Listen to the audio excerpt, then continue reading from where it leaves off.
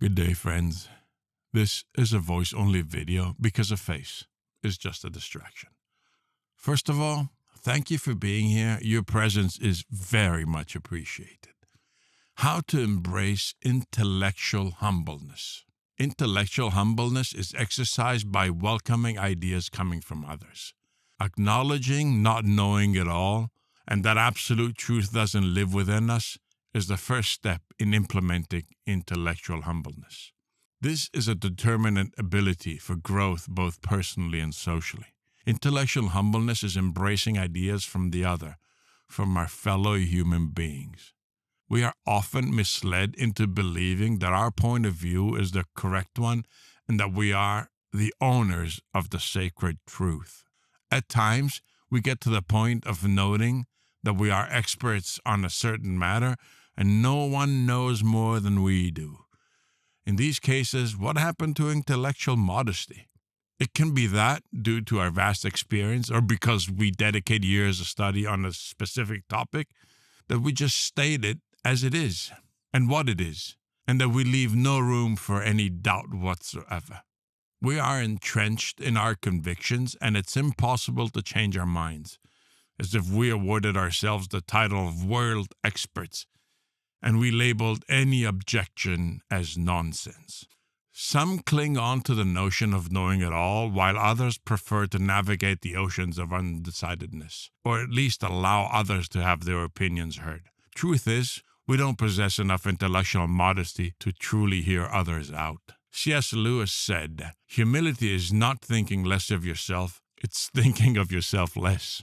What is intellectual humility after all? We have the wicked habit of overestimating our knowledge. We take our convictions for granted, and we despise what others are offering.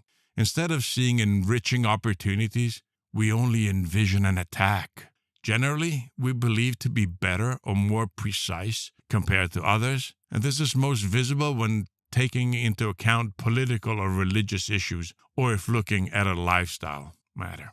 Related to our ability to blindfold our brains, a famous writer stated, "If, among the many truths, you only choose one and blindly pursue it, it will turn into falsehood and you into a fanatic." And he wasn't wrong. Enslaving ourselves to one belief and rising it to absolute truth hinders our personal growth, both emotionally and socially. In short, it gravely limits us. It weighs us down. Faced with this desolation, experts have discovered, or better yet, rediscovered, an antidote, a concept known as intellectual humbleness. It requires the ability to be flexible in our approach to new information. Be open to new ideas, evaluate them before trashing them. Intellectual humbleness is the decency and tendency to be receptive to other points of view, accepting that we can be wrong, and cultivating an open mind. The origins are Socratic. I know that I know nothing. Intellectual humility is the midpoint between believing to know it all and the awareness of knowing nothing. Averaging intellectual arrogance typical of rigid minds and the mental cowardice results of extreme shyness. Such blame can be placed on the immense availability of limitless information one click away on the interweb. This unlimited source gives the illusion of having infinite knowledge, but having it available and knowing it is a far stretch. Believing to know and knowing is not the same. Mental rigidity is a personality trait distinctive of egocentric intellectuals. Refusal of anything other than us, barricading behind our mental schemes. Rigid minds want to adapt the world to their mind and not the other way around. This is for fear of uncertainties. Lack of control terrorizes those minds who do not adapt, and the uncertainties erode their securities. Eleanor Roosevelt once said, "Great minds discuss ideas. Average minds discuss events, and small minds discuss people." But how do we develop intellectual humbleness? We have to be open to learning others' perspectives and topics, and to accept change.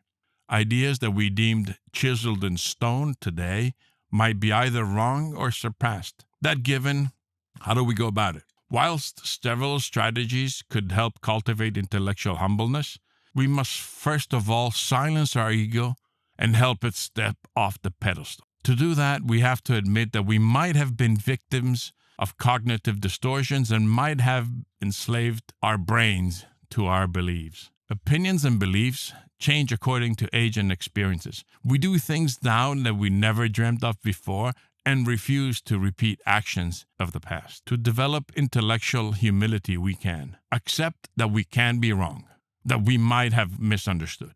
We can practice active listening, free our minds when listening to others so we can concentrate on what we are actually being told. Listen carefully and do not plan your replies until the person is done speaking. Listen actively. We can also respect points of view that are different from ours. We do not have to agree, but we have to respect other people's ideas. If we all cling to our beliefs, in the end, we're all more convinced of us being right. Know when to stop arguing your beliefs. We can also be willing to learn from others. Be flexible, be curious. These are fundamental qualities to fight rigid minds and to learn more. If we are not willing to learn from others, who are we to learn from? Think this over. Who do we learn from? Question yourself. Practice self-awareness. Listen to your mind speak to you. If you always want to be right, why is that? Why are you so insecure that you have to be right all the time, no matter what? Why are you so insecure? Travel and get to know other cultures. Discover those different from you. It will expand your horizons. Practice mental stretching. Mental humbleness is a valid ally against us clinging to our beliefs, and it also helps social and personal growth. This is the key to learning and the antidote to insolence. This is motivation and inspiration in the dark, and that is all I have for you today. Thank you. If you appreciate this channel, please consider subscribing.